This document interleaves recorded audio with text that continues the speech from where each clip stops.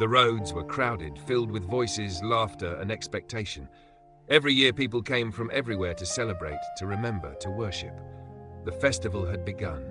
But this time, Jesus did not go the way they expected. What does it mean when God moves quietly instead of boldly? Why would Jesus, who had power and authority, choose to remain hidden?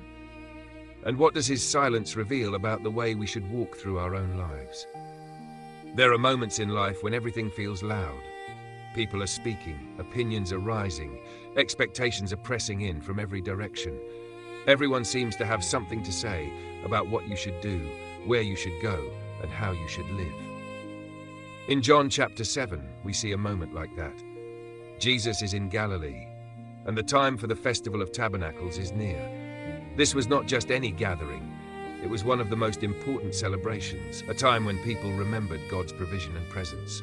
Naturally, many expected Jesus to go publicly, to stand in the spotlight, to declare himself openly.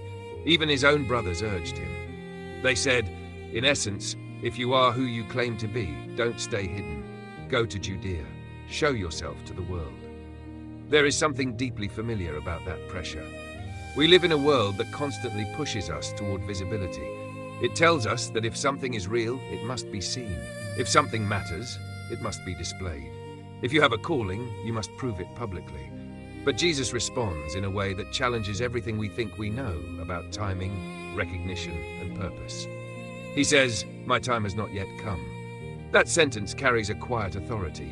Jesus was never controlled by the expectations of others, not even those closest to him.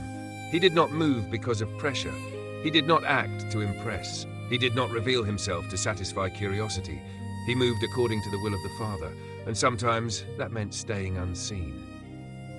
After his brothers left for the festival, something unexpected happens. Jesus goes too, but not openly.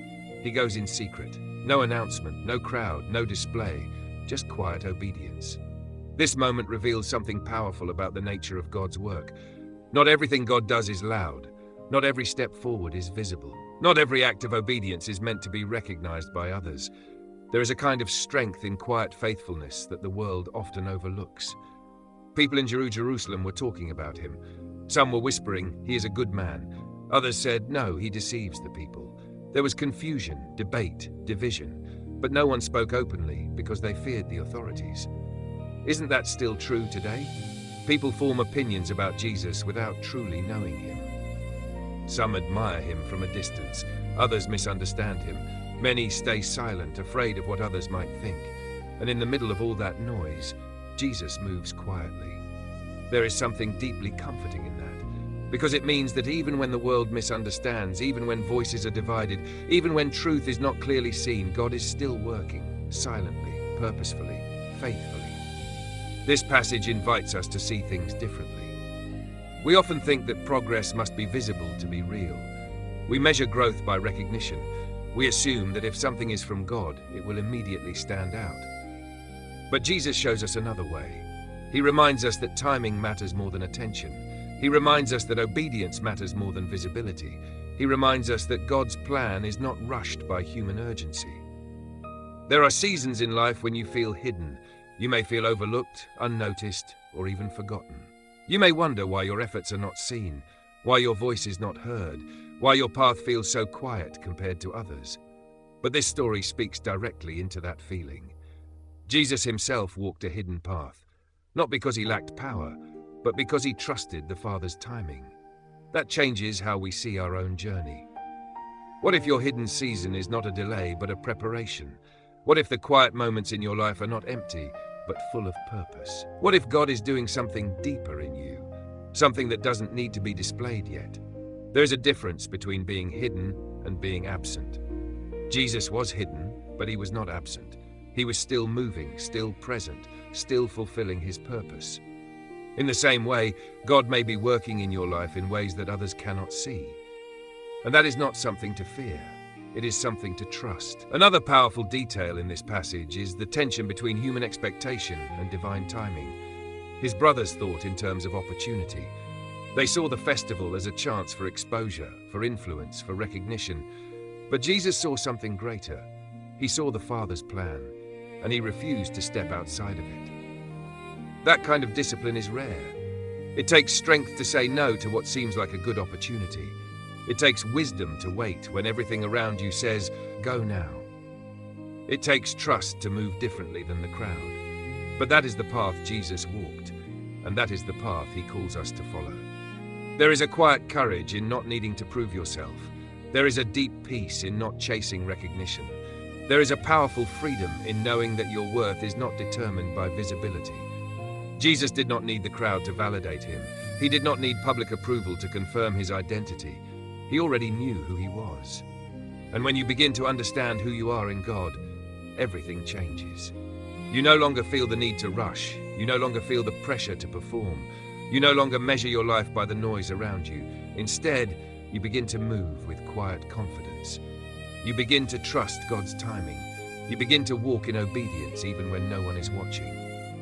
That is where real faith is formed, not in the spotlight, but in the hidden places.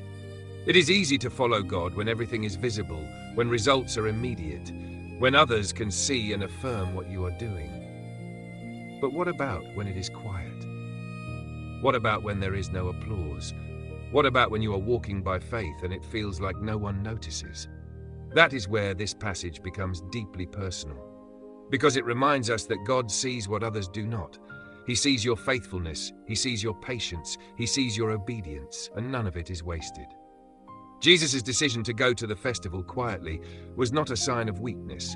It was a sign of perfect alignment with the Father. And that is what we are invited into. Not a life of constant visibility, but a life of constant alignment. When you are aligned with God, you don't need to force anything. You don't need to prove anything. You don't need to rush ahead. You simply walk step by step in trust, and in time, God reveals what needs to be revealed. There is also something important about the reactions of the people. Some said Jesus was good. Others said he was misleading. The same person, completely different interpretations.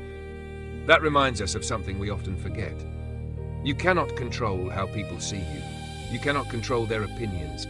You cannot make everyone understand your path. Even Jesus was misunderstood. So if you are misunderstood, you are not alone. The goal is not to be fully understood by everyone.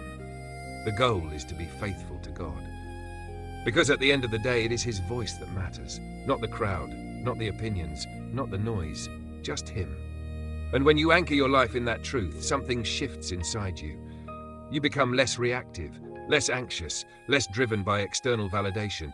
You begin to live with a deeper sense of peace, because you know that God is guiding your steps, even when those steps are quiet. This story also gently challenges the idea that God must always act in dramatic ways. We often look for big moments, powerful displays, clear signs. But sometimes God works in subtle ways. A quiet decision, a hidden act of obedience, a step taken in faith, unseen by others. These are the moments that shape our lives. These are the moments that build our character. These are the moments that draw us closer to God, and they matter more than we realize. Jesus going quietly to the festival may not seem like a dramatic event, but it reveals something profound about the nature of his mission. He was not here to impress. He was here to obey. He was not driven by human expectations. He was guided by divine purpose.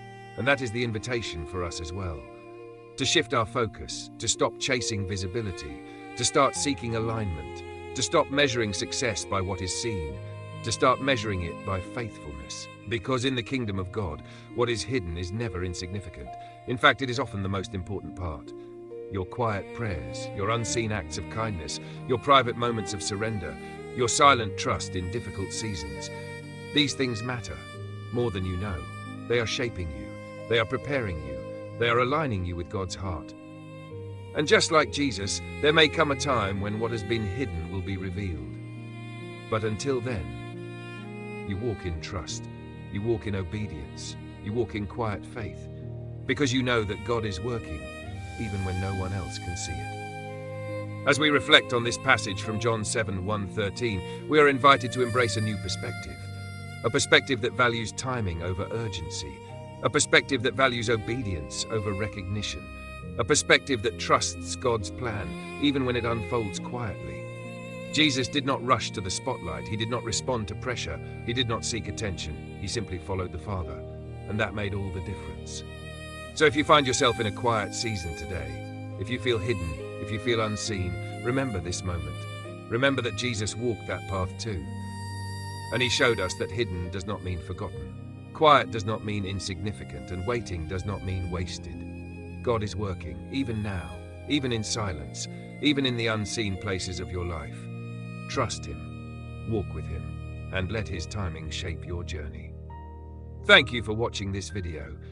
If this message spoke to your heart, don't forget to like, follow the channel, and share this video with someone who may need encouragement today.